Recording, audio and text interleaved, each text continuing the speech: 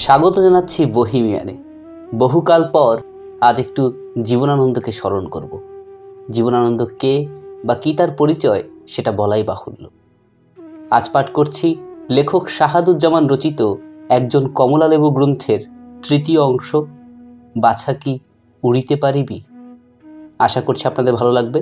যারা নতুন শুনছেন দয়া করে চ্যানেলটি সাবস্ক্রাইব করবেন, আপনার বন্ধু বান্ধব এবং পরিচিতদের সাথে শেয়ার করবেন। ধন্যবাদ। মায়ের উৎসাহে কৈশোরে স্কুলের খাতায় ছেলে মানুষই ছড়া লিখলেও কবিতার আসল সিনবাদ জীবনানন্দের ঘাড়ে চেপেছে আরও পরে ধীরে ধীরে। কুসুম কুমারী হাঁসমায়ের মতো ঢেউয়ে ঢেউয়ে ভাসিয়ে জীবনানন্দকে চিনিয়ে দিয়েছেন কবিতার হাঙর ভরা সমুদ্রের পথ। জীবনানন্দের প্রথম কবিতা যখন ছাপা হলো তখন তাঁর বয়স 20 বছর। বরিশালের ব্রজমোহন স্কুল থেকে ম্যাট্রিক পাশ করে, ব্রজমোহন কলেজ থেকে আইএ পাশ করে, কলকাতার প্রেসিডেন্সি কলেজ থেকে বিএ পাশ করেছেন তিনি সে বছর। তিনি তখন শৈশব কৈশোর পেরিয়ে প্রাপ্তবয়স্ক যুবক। সেই কবিতা তিনি লিখেছেন, ছাপিয়েছেন মায়েরই আদেশে। ব্রহ্মবাদী পত্রিকার প্রতি বছরের নববর্ষের সংখ্যার বিশেষ কবিতাটা লিখতেন কুসুম কুমারী দাস। সে বছর কুসুম কুমারী জীবনানন্দকে বললেন, মিলু, এবছর ব্রহ্মবাদী নববর্ষের কবিতাটা তুই লিখবি। কবির সন্তান কবি হবে এমন কোনো গণিত নেই। রবীন্দ্রনাথের সন্তানেরা কেউ কবি নন। তিনি তার সন্তানদের উৎসাহিতও করেননি। ছেলেকে পড়তে পাঠিয়েছেন কৃষিবিদ্যা, কিন্তু কুসুম কুমারী চেয়েছেন খুব বেশি দেরি হয়ে যাবার আগেই ছেলে তার অক্ষরের পর অক্ষর সাজানোর এই নিগূঢ় খেলায় নেমে পড়ুক। বস্তুত মায়ের নির্দেশেই জীবনানন্দ লিখলেন তার প্রথম আনুষ্ঠানিক কবিতা বর্ষ আবাহন। ওই যে পূর্ব তোরণ আগে, দীপ্ত নীলে শুভ্র রাগে, প্রভাত রবি উঠল জেগে, দিব্য পরশ পেয়ে, নাই গগনে মেঘের মায়া, যেন স্বচ্ছ স্বর্গ কায়া, ভুবন ভরা মুক্ত মায়া, মুগ্ধ হৃদয়ে চেয়ে। 1919 সালের ব্রহ্মবাদী পত্রিকার নববর্ষ সংখ্যার প্রথম পাতায় ছাপা হলো সে কবিতা। কবিতার শেষে লেখা হলো শ্রী জীবনানন্দ দাস বিএ। সাদামাটা নিরীহ এক কবিতা, তবু জীবনানন্দের প্রথম ছাপা কবিতা হিসেবে এর গায়ে লেগে আছে ভিন্ন এক আভা। কিন্তু মায়ের আদেশে একটা কবিতা লিখে রহস্যজনকভাবে নীরব হয়ে গেলেন জীবনানন্দ। এক এক করে 5 বছর পেরিয়ে গেল। ব্রহ্মবাদীর ওই কবিতার পর আর একটা কবিতাও লিখলেন না তিনি। একদিন বাংলা কবিতার বাঁক বদলে ফেলবেন জীবনানন্দ, কিন্তু বছরের পর বছর যায়, কবিতা লিখবার কোনো তাড়া নেই তার। তাগাদা দিলেন কুসুম কুমারী। বিএ পাশ করে তখন তিনি কলকাতা বিশ্ববিদ্যালয়ে ইংরেজি পড়ছেন। বরিশাল থেকে কলকাতায় চিঠি পাঠিয়ে লিখলেন, কি ব্যাপার মিলু, কবিতা লেখা একদম ছেড়ে দিলি? বিষয় খুঁজে পাচ্ছিস না? এক কাজ কর, আমাদের ব্রাহ্ম সমাজের গুরুস্থানীয় ব্যক্তিদের নিয়ে কবিতা লিখ। কুসুম কুমারী কিছু মনীষীর নামের তালিকা পাঠালেন জীবনানন্দকে। আগেরবার মায়ের নির্দেশে কবিতা লিখে দিলেও এবার আর সাড়া দিলেন না জীবনানন্দ, নীরব রইলেন। ইতোমধ্যে এমএ পাশ করলেন জীবনানন্দ। পরীক্ষার সময় অসুস্থ হয়ে পড়াতে ফল ভালো হলো না তার। 2nd ক্লাস পেলেন। এ ফল তাকে ভোগাবে ভবিষ্যতে। ফার্স্ট ক্লাস 2nd ক্লাসের মার প্যাচে চাকরি বাজারে পিছিয়ে পড়বেন। তবে ওই মুহূর্তে বিশেষ সমস্যা হলো না। কলকাতায় ব্রাহ্ম এডুকেশন সোসাইটির প্রতিষ্ঠিত সিটি কলেজে জুনিয়র টিউটর পদে চাকরি একটা জুটে গেল তার। বেশ মনোযোগ দিয়ে শিক্ষকতা শুরু করলেন জীবনানন্দ। থাকতে লাগলেন সিটি কলেজের কাছে প্রেসিডেন্সি বোর্ডিংয়ে। মফস্বল বরিশালের ছেলে, কলকাতা মহানগরের ভিড়ে নেহাতি আগন্তুক একজন। কলকাতায় তার তেমন কোনো বন্ধু জোটেনি। নিয়মিত কলেজে যান, টিউটোরিয়াল নেন, বোর্ডিংয়ে ফিরে পত্রিকা পড়েন, বই পড়েন, বেতন পেয়ে বাড়িতে মানি অর্ডার টাকা পাঠান। এই তার জীবন তখন। সে জীবনে কবিতা নেই। বছর 5 আগে ব্রহ্মবাদী পত্রিকায় প্রকাশিত অকিঞ্চিতকর সেই কবিতা ছাড়া সাহিত্যের আর কোনো সম্বল নেই তার। কবিতাবিহীন এই সময়টায় জীবনানন্দ কি ভাবছেন সে খোঁজ পাওয়া যায় তার ডায়েরিগুলোতে। দেখা যাচ্ছে জীবনানন্দ কিছু লিখছেন না তখন ঠিক, কিন্তু খুব আটঘাট বেঁধে লিখবার প্রস্তুতি নিচ্ছেন। নিংড়ে পড়ছেন বিশ্ব সাহিত্য, খোঁজ খবর রাখছেন বিশ্ব রাজনীতির, চোখ রাখছেন বিজ্ঞানের সাম্প্রতিক আবিষ্কারের দিকেও, সেসব ব্যাপারে নোট রাখছেন। সেই নোট বইয়ের নাম যে দিয়েছেন লিটারারি নোটস, তাতেই বোঝা যায় সাহিত্য যে করবেন সেটা মনে মনে ঠিক করে নিয়েছেন, কিন্তু একটু বুঝে শুনে নামতে চান লেখালেখিতে। মা কবিতা লেখার তাগাদা দিচ্ছেন, কিন্তু ভাবছেন মায়ের আদেশ বা অনুরোধে নেহাত সাহিত্য করার উত্তেজনায় পত্রিকায় নাম প্রকাশের আত্মপ্রেমে কবিতা তিনি লিখবেন না, নিজেকে তৈরি করে নেবেন আগে। কবিতা নিয়ে তার নিজের ভাবনা দানা বাঁধছে তখন। ডায়েরি থেকে টের পাওয়া যাচ্ছে তার মনের ভেতর তখন নানা রকম অসন্তোষ। তার আশপাশের জীবন, মানুষের রুচিবোধ, সাহিত্যবোধ নিয়ে তার মনে ক্ষোভ। 1925 সালের ডায়েরির এক পাতায় জীবনানন্দ একটা অভিজ্ঞতার কথা লিখছেন। তখন জুলাই মাস, সিটি কলেজের গ্রীষ্মের ছুটিতে কলকাতা থেকে বরিশাল ফিরছেন তিনি। স্টিমার তার বড় বড় চাকায় পানি কেটে এগিয়ে যাচ্ছে, আর তিনি খোলা ডেকে বসে আছেন। জীবনানন্দের সঙ্গে আছেন অমূল্য নামে বরিশালের এক পরিচিত মানুষ। অমূল্য গান করেন এবং নিজেকে সাহিত্য বোদ্ধা মনে করেন। অমূল্য স্টিমারের ডেকে বসে জীবনানন্দকে অতুল প্রসাদের বধুয়া নিদ নাহি আঁখি পাতে গানটা শোনালেন এবং তারপর জীবনানন্দকে বোঝালেন অতুল প্রসাদ কেন অত্যন্ত উঁচু দরের এক মহান কবি। জীবনানন্দ চুপচাপ তার কথা শুনলেন, কিন্তু মনে মনে অমূল্যর উপর খুব বিরক্ত হলেন। অতুল প্রসাদ হিন্দুস্থানি গানের সঙ্গে বাংলা গানের মিশ্রণ ঘটিয়ে এ অঞ্চলের গানের একটা বৈচিত্র্য এনেছেন এবং তার গানের একটা আবেদন আছে, সেটা তিনি মানছেন, কিন্তু তাই বলে তাকে মহান কবি ভাবার কোনো কারণ দেখেন না জীবনানন্দ। জীবনানন্দ ডায়েরিতে লিখছেন, ইংরেজিতে লিখেছেন তিনি মূলত, on the whole Atul Prasad songs appeal, but to say that he is a great poet or even a good poet proceeds from the inherent ignorance of the unpoetical. এরপর জীবনানন্দ তার ডায়েরিতে মহৎ কবিতার গুণ, তাৎপর্য, তার অতল স্পর্শী শক্তি নিয়ে নানা কথা লিখেছেন। সেই সূত্র ধরে তিনি বলছেন, সমাজের চারদিকেই মাঝারি মানের কোনো ব্যাপারকে মহৎ ভাবার প্রবণতা বেড়ে গেছে। এ নিয়ে মন মেজাজ খারাপ করে তিনি ডায়েরিতে লিখেছেন, We have no taste for enjoyment, not have we any instinct for aesthetics. We are content with fourth-hand man and materials. We have no complaints if the chair is bug-ridden and creaking, if we can just manage to sit on it somehow.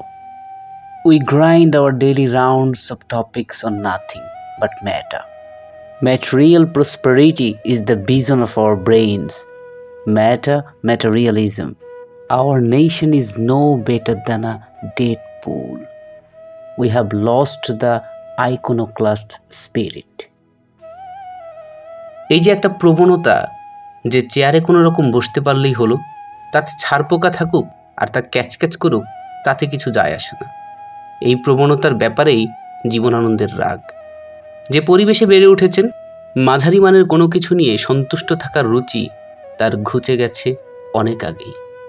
তার ক্ষোভ মেডিওক্রেসি নিয়ে। কবিতা লিখলে লিখবেন সর্বোচ্চ মানকে মাথায় রেখে, না হয় লিখবেন না, এমনই ভাবছেন তিনি। সেই সঙ্গে তিনি এও লক্ষ্য করেছেন যে চারদিকে লোকের আলাপ ওই একটাই, ধন সম্পদ, বস্তু। দেশ তখন ব্রিটিশদের অধীনে, দেশকে তখন একটা মরা পুকুরের মতো মনে হচ্ছে তার। একটা অতলান্ত অতৃপ্তির নিম্নচাপ তখন জীবনানন্দের মনের ভেতর। চারদিকে মেঘ জমছে, আকাশ কালো হয়ে আসছে। সৃষ্টির জলোচ্ছ্বাসের জন্য এই নিম্নচাপ তো জরুরি। ডায়েরিতে যে বছর এসব কথা লিখছেন, সেই 1925-এ দীর্ঘ 6 বছরের বিরতির পর হঠাৎ জীবনানন্দ একটা নতুন কবিতা নিয়ে হাজির হলেন। তার দ্বিতীয় কবিতা, এক রাজনৈতিক ব্যক্তিত্বকে নিয়ে কবিতা। এবছর ব্রিটিশ বিরোধী আন্দোলনের আলোচিত নেতা চিত্তরঞ্জন দাস মারা যান, যিনি দেশবন্ধু নামে পরিচিত। তাকে স্মরণ করে জীবনানন্দ লিখলেন কবিতা দেশবন্ধু প্রয়াণে। ব্রিটিশ বিরোধী আন্দোলনের জনপ্রিয় নেতা তখন চিত্তরঞ্জন দাস। মুন্সিগঞ্জে বাড়ি তার। বিলাত থেকে ব্যারিস্টারি পাশ করা, কলকাতা হাইকোর্টের এই নামজাদা উকিল। স্বদেশী নেতা অরবিন্দ ঘোষকে বিখ্যাত আলিপুর বোমা ষড়যন্ত্র মামলা থেকে খালাস করিয়ে এনে সবার নজর কেড়েছেন। চিত্তরঞ্জনের পর ওকালতি ছেড়ে দিয়ে শুরু করেছেন রাজনীতি। স্বরাজ পার্টি প্রতিষ্ঠা করেছেন। নিজের জমানো সম্পদ দিয়ে তৈরি করেছেন স্কুল, কলেজ, হাসপাতাল। জোরে সোরে বলছেন অসাম্প্রদায়িক রাজনীতির কথা। বলছেন হিন্দু মুসলমানের যৌথ বাংলা রাষ্ট্র তৈরি করার কথা। আন্দোলনের ডাক দিয়ে তিনি তখন চষে বেড়াচ্ছেন বাংলার নানা অঞ্চল। বিক্রমপুর মুন্সিগঞ্জ সাহিত্য সম্মেলনে সভাপতিত্ব করে চিত্তরঞ্জন গিয়েছিলেন দার্জিলিং এবং সেখানেই আকস্মিকভাবে মারা যান তিনি। তার অকাল মৃত্যু আলোড়িত করে বাংলার মানুষকে। তার মৃত্যুতে রবীন্দ্রনাথ লিখলেন, এনেছিলে সাথে করে মৃত্যুহীন প্রাণ, মরণে তাহাই তুমি করে গেলে দান। কাজী নজরুল ইসলাম লিখলেন কবিতা রাজভিখারী। এই মৃত্যু জীবনানন্দকেও খুব তাড়িত করে। ডায়েরিতে দেশের যে মরা পুকুরের দশার কথা তিনি লিখেছেন, সেই স্থবির দেশকে চিত্তরঞ্জনই সুষুপ্তির ঘোর থেকে জাগিয়ে তুলবেন, এমনই মনে হয়েছিল তার। জীবনানন্দ চিত্তরঞ্জনের ভেতরেই দেখেছিলেন তার সেই কাঙ্ক্ষিত আইকোনোক্লাস্টিক স্পিরিট। কবিতাটা মায়ের পছন্দের পত্রিকা ব্রহ্মবাদীর বদলে তিনি পাঠালেন রাজনৈতিকভাবে আলোচিত পত্রিকা বঙ্গবাণীতে। শরৎচন্দ্রের উপন্যাস পথের দাবি ছাপিয়েছিল এই পত্রিকা, যা পরে বাজেয়াপ্ত করে ব্রিটিশরা। কবিতাটা ছাপা হলো চিত্তরঞ্জনকে নিবেদিত বঙ্গবাণীর বিশেষ সংখ্যায়। বাংলার অঙ্গনেতে বাজায় আছে নটেশের রঙ্গমল্লী গাঁথা, অশান্ত সন্তান গো বিপ্লবিনী পদ্মা ছিল তব নদী মাতা, কাল বৈশাখীর দোলা অনিবার দুলাইত রক্তপুঞ্জ তবে, উত্তাল উর্মির তালে বক্ষে তব লক্ষ কোটি পণ্য গুৎসব, উদ্যত ফনার নৃত্যে আস্ফালিত ধৈর্যটির কণ্ঠনাগ যিনি। ভেঙেছিলে বাঙালির সর্বনাশী সুষুপ্তির ঘোর, ভেঙেছিলে ধূলি শ্লিষ্ট শঙ্কিতের শৃঙ্খলের ডোর। প্রচুর তৎসম শব্দে ভারী এক কবিতা, প্রচলিত ধারাতেই লেখা। তবে লক্ষ্য রাখবার ব্যাপার যে পরবর্তী জীবনে জীবনানন্দের কপালে নির্জন কবির তকমা জুটলেও কবিতা পৃথিবীতে 5 বছরের নীরবতার পর তাঁর নির্ঝরের স্বপ্নভঙ্গ ঘটেছিল ঘোর রাজনীতির প্রশ্নেই। ছাপা হবার পর বঙ্গবাণী পত্রিকার একটা কপি জীবনানন্দ কলকাতা থেকে ডাকে পাঠিয়ে দিলেন বরিশালে তার কবিতার গুরু মায়ের উদ্দেশ্যে। জীবনানন্দের এই কবিতা পছন্দ করলেন না কুসুম কুমারী। পত্রিকা পেয়ে ফিরতে চিঠিতে কুসুম কুমারী লিখলেন, চিত্তরঞ্জন সম্বন্ধে লিখেছ ভালোই করেছ, কিন্তু রামমোহনের উপর লিখতে বলেছি তোমাকে, মহর্ষির উপরও। কুসুম কুমারী জীবনানন্দের কাছ থেকে আশা করেছিলেন তার পছন্দের মনীষীদের ভক্তি জানিয়ে লেখা শান্ত স্তিমিত কবিতা। কুসুম কুমারী তার ছেলের কবিতার পথরেখাকে নির্দিষ্ট করে দিতে চাচ্ছিলেন। ছুটিতে কলকাতা থেকে সেবার বরিশাল গেলে এই নিয়ে কুসুম কুমারীর সঙ্গে একটা বিতর্ক বেঁধে যায় জীবনানন্দের। চিত্তরঞ্জনের চেয়ে রামমোহন বা মহর্ষি দেবেন্দ্রনাথ কেন অনেক মহৎ মানুষ এবং কেন তাঁদের সম্মান জানিয়ে কবিতা লেখা উচিত, সে কথা নতুন করে জীবনানন্দকে বলেন কুসুম কুমারী। সেই কিশোর বয়সে রাতে বিছানায় শুয়ে বাজ কুড়োল পাখির ডাক শুনতে শুনতে যেভাবে মাকে কাছে চাইতেন জীবনানন্দ, তখনও তাই চান। কিন্তু মাকে তিনি বুঝিয়ে উঠতে পারেন না যে তার পৃথিবী আর মায়ের পৃথিবীর ভেতর ইতোমধ্যে তৈরি হয়েছে যোজন ফারাক। তার পক্ষে মায়ের ভোরের শিশিরের মতো নির্মল কবিতা লিখবার আর কোনো উপায় নেই।